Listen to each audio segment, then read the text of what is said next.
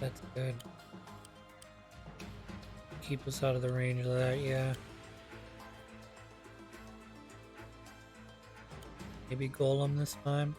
We're not doing that. That's stupid.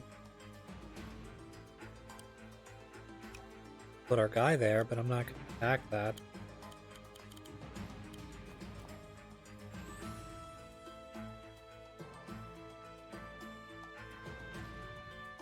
Golem, Golem.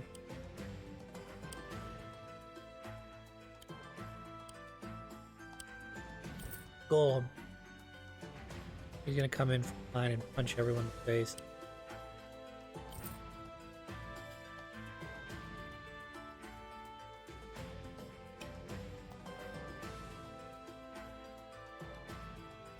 I should do this. I should do this to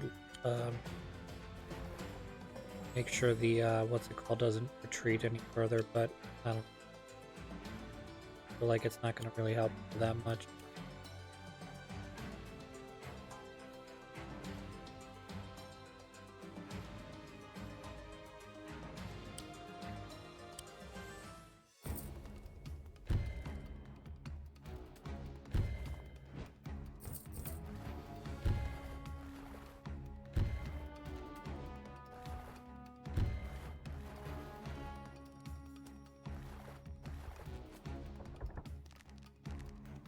Emmerich and the Mages is such a deadly combination game. They get the bonuses whenever they're in defensive terrain, and his super is essentially defensive terrain. So dragon needs to be taken care of. I'm not going to put my guys necessarily in range. Do this here.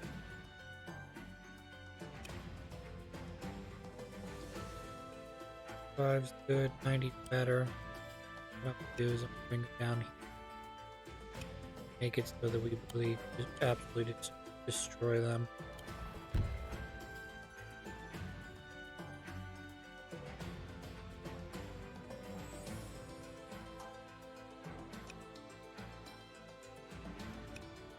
Take care of these towns here that are next to as well.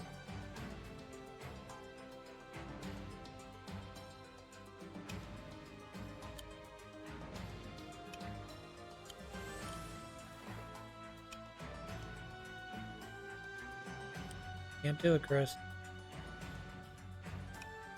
That'll work. Move over.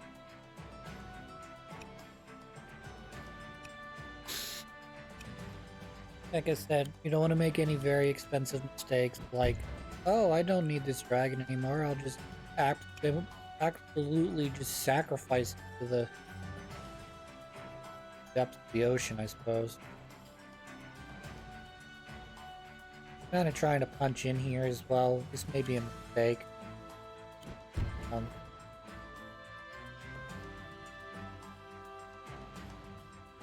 So yeah, I need to come down and take care of that, though. You need to die.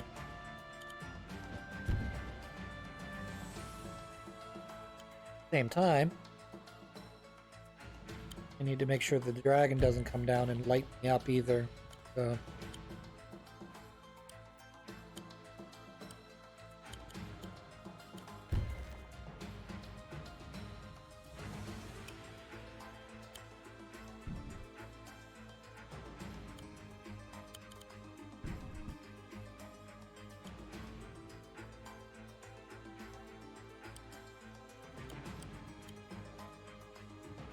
Hades could, considering he's not backed up by anything.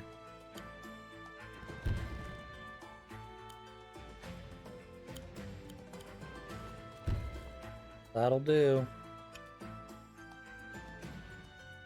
Yeah, I want that frickin' port more than anything right now.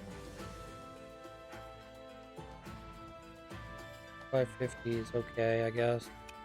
Move you out of the range, though, if I can.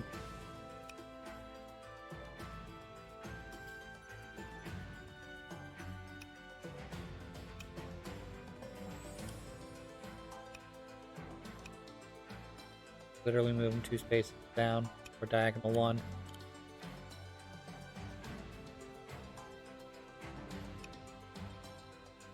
Yep. Probably should produce a witch now. Completely and utterly negate this whole situation.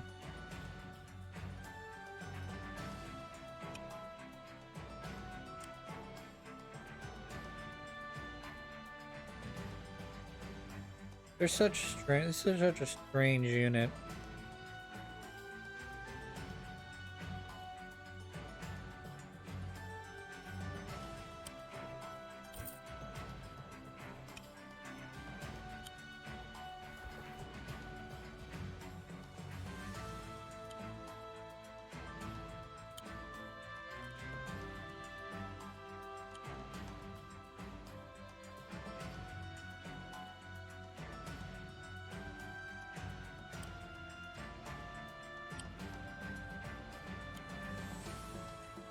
Battle pop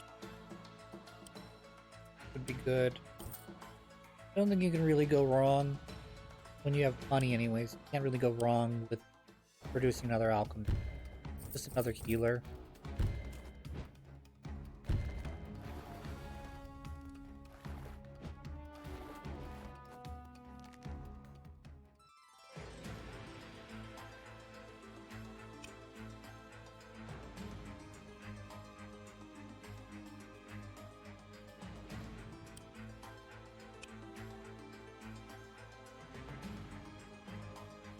Pretty screwed here.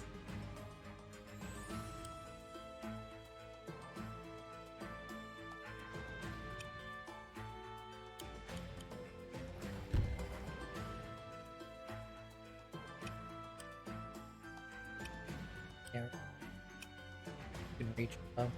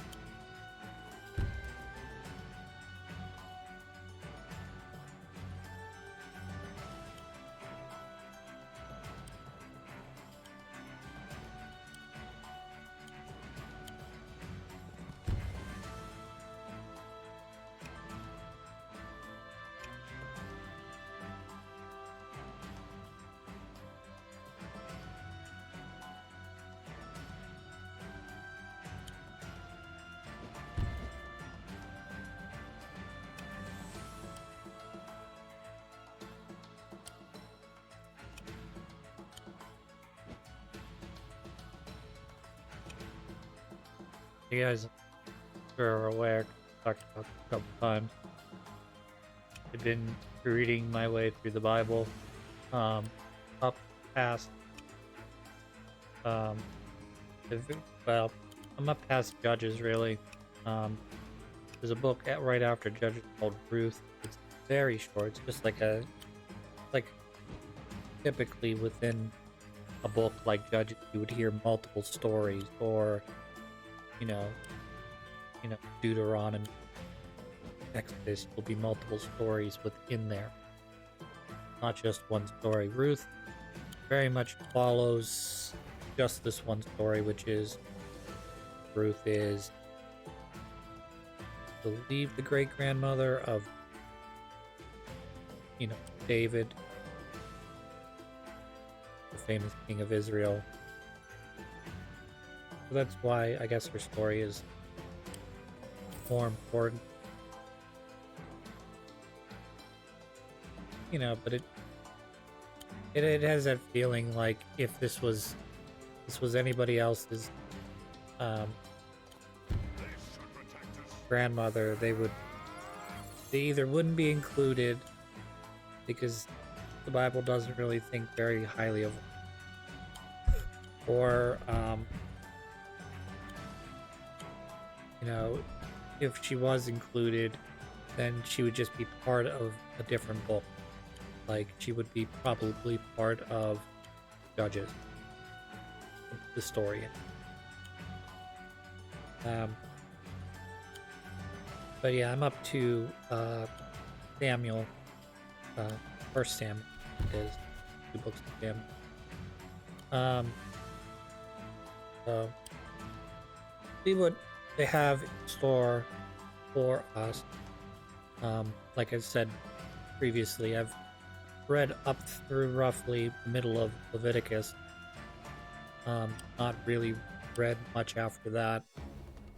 But sort of getting an interesting history of things. Like I said, the way the Bible's written, it doesn't have very good, very backwards comparison to what we do nowadays. In terms of women having any amount of rights, just it's baffling this day and age to see how, I want to say how backwards it is, because like in one of the books of Judges, there's a part near the end where can't remember the name without looking it up, traveling with himself and his concubine, and right off the bat, like, okay, great, not his girl, it's not his wife, his concubine. Okay, great. So, and then apparently the village they stay at, so the men want this person, this guy, they want to have sex with him. The Bible doesn't like that kind of stuff right off the bat, but they want to have sex with this dude, and he's like, nah, you can't have sex with him, you can have sex with my concubine. And like it literally is like, yeah, and they raped her all night long. It's like, wow. And they basically raped her to death. So what does this man do? Besides, he's gonna divide up the concubine, cut her into 12 pieces, and send one piece to each of the 12 tribes of Israel, so they can come together and hopefully get to remove this evil from land. Basically, bring out these guys and essentially stone them to death.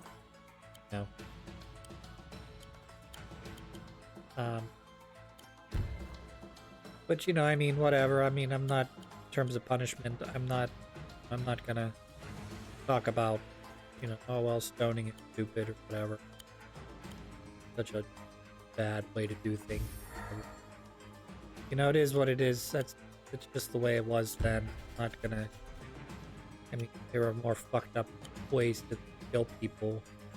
Maybe not exactly at that point in history, but roughly that era,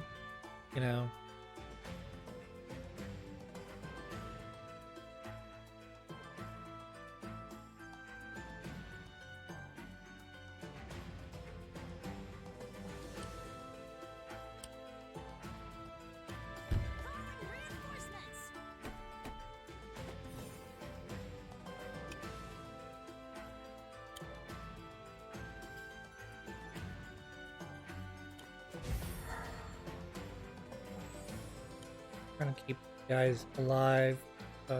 Mainly my commander, 'cause if any one of my commanders die, mission immediately ends.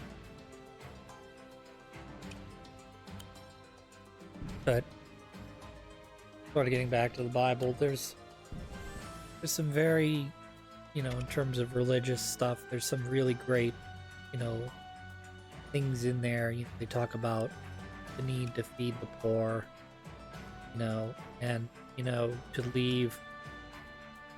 to leave behind something for the poor and the needy. And again, we're getting into this fun thing that we like to talk about, but don't really think very highly of women, so again, gotta leave it for the widow. Why? Because the widow doesn't have a husband, to, I guess, take care of her or whatever, so they're more likely to starve to death. Kind of weird, but whatever. I'm sure there's other stuff that I don't truly understand about that time period, where you would take someone into your house that was a widower or widow, I guess, more appropriate. But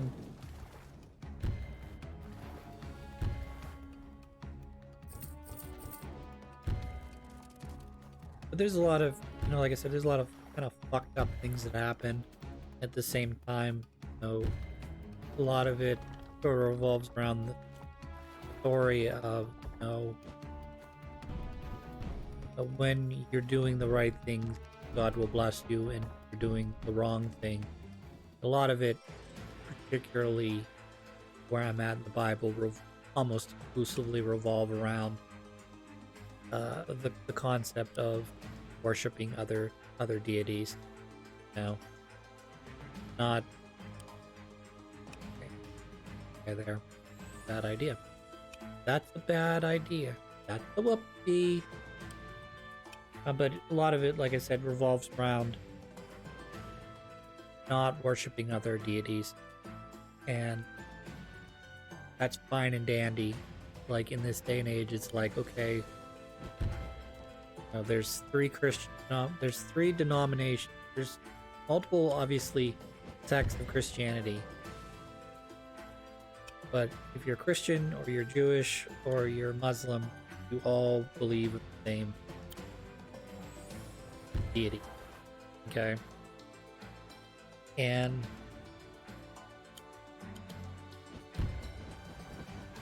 if you don't, then you're one of the other religions, whether that be Hindu, or Buddhist, or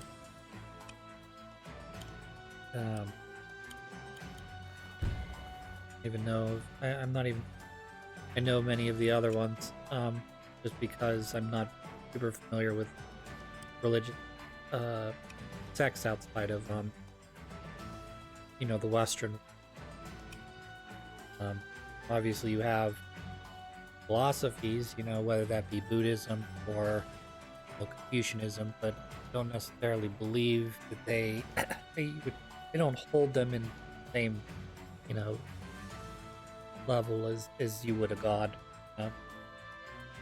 Anywho, so that kind of stuff you see a lot of that because that would have been more prevalent at the time.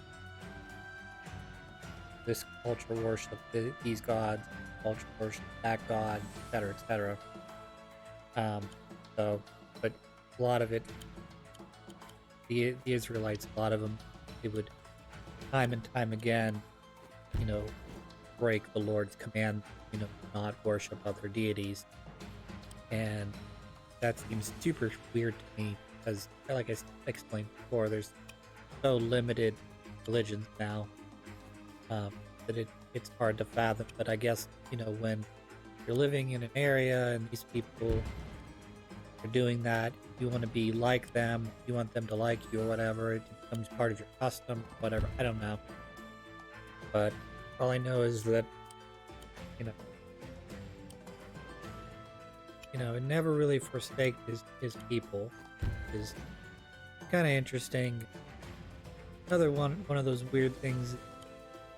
Again, I not really sure how. I'm only up to a certain point, but it seems like the farther I get into the Bible, the more God seems to chill out. You know, like when they were wandering in the desert, he got mad at the Israelites. It was like, yo, you guys sinned against me, so none of you are gonna see the promised land. You're all gonna die before you see before your kids promised. Like, okay, then because I guess Moses didn't give him proper. I don't even know what the word is. What the right word would be. It's not back like homage to when he made water flow from stone. Like God's like, yep, you're not getting in either. You get to see it, but then you're just gonna die on the hill. Again, that just may be just the way the story's told or whatever. But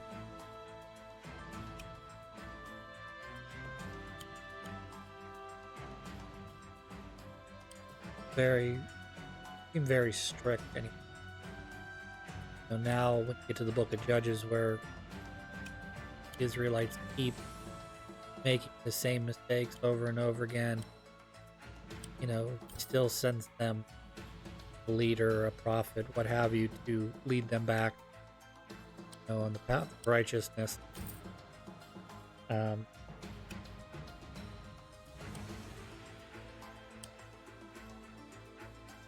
don't know.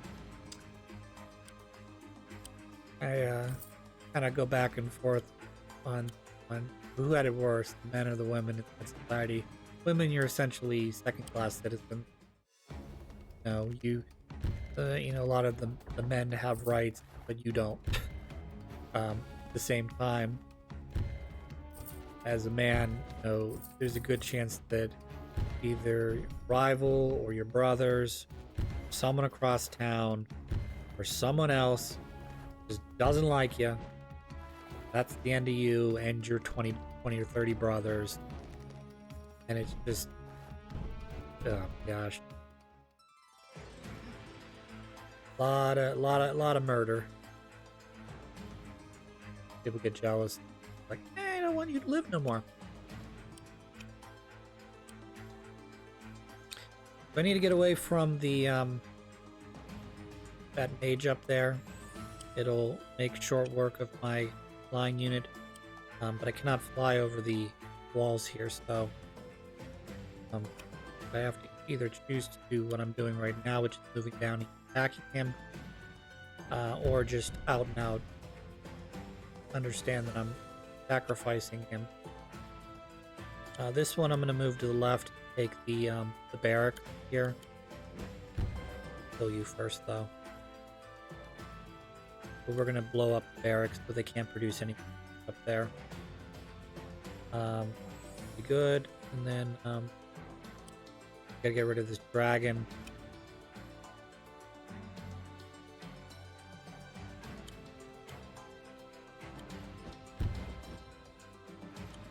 We really have to get rid of the dragon. Don't have a choice really here. And it has to be at least weak enough so that this thing can survive. So that is what we will do. Still another harpoon ship though. Make this a quick air neutralization, I guess.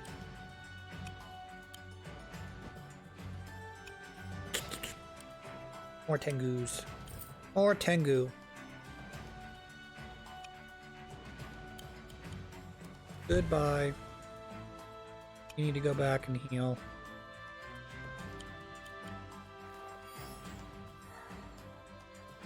When you have an abundance of funds like I do right now, it's so much easier to do what you need to do, i.e. send the units back to heal. Use your mages to heal so that your guys are staying, alive and you're able to continue with the push.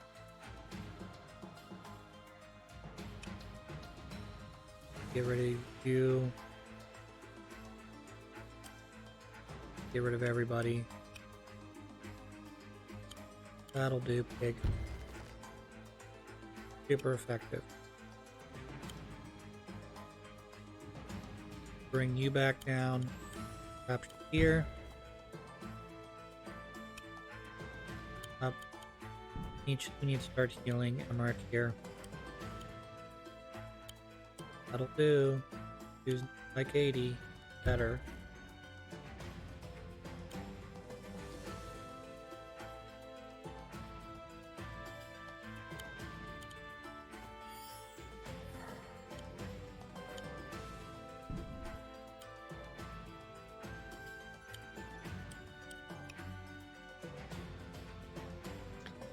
This is, again, one of those, discretion is the better part of valor. I want to get rid of both of these guys, one of these guys, but by doing so, I essentially say, well, nope, he's dead. Not gonna do that. Very much like to take him, but again, two whatever those are called, golems, and a catapult is not gonna be worth it, I don't think. This, okay, 23 damage is a lot though.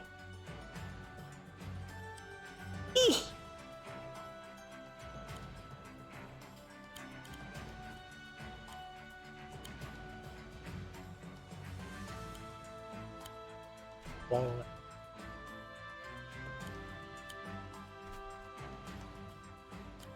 Yeah, I don't think this spearman's gonna do me any good, but catches up, it'll be great.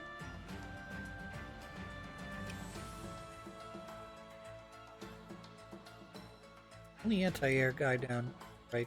I gotta worry about is that one mage.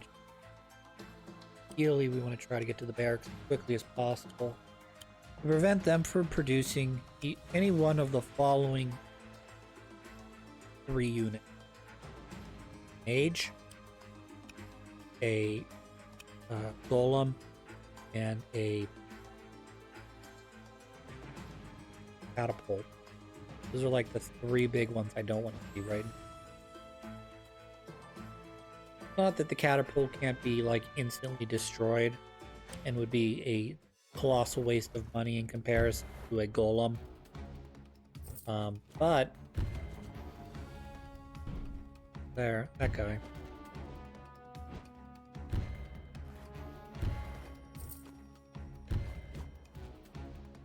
Those guys are all dead.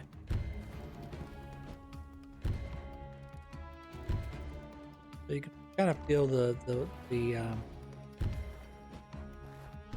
tide turning against right now, but I have an excess of funds, and he is slowly but surely whittling down on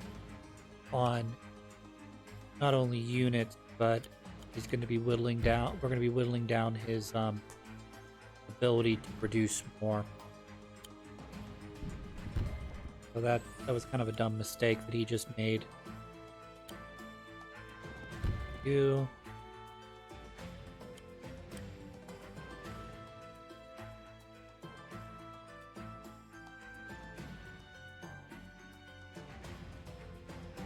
Golems are definitely a worry because they can beat me up pretty good.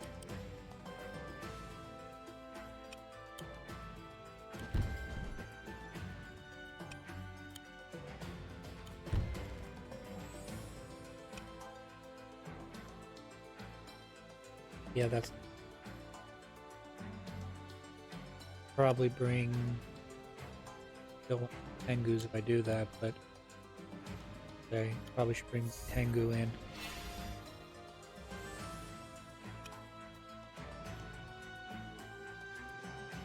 Great.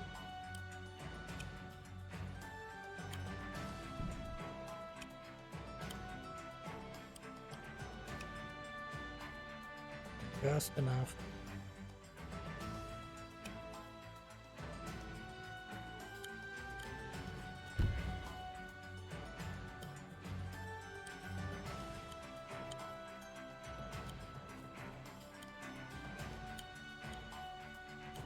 This is going to be a big heal, and we're going to heal again with this one. Or not. Whatever. I got other plans for that guy.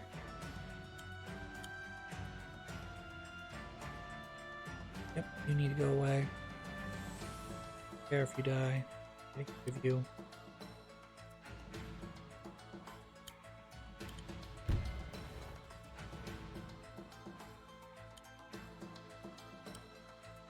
Sea turtles. Good against harpoons. Not good against, sorry, bad against harpoons. Dragon.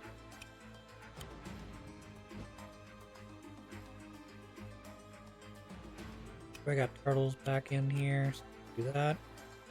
We'll capture up this here thing. Come down, capture the other ones, I think. More turtles though.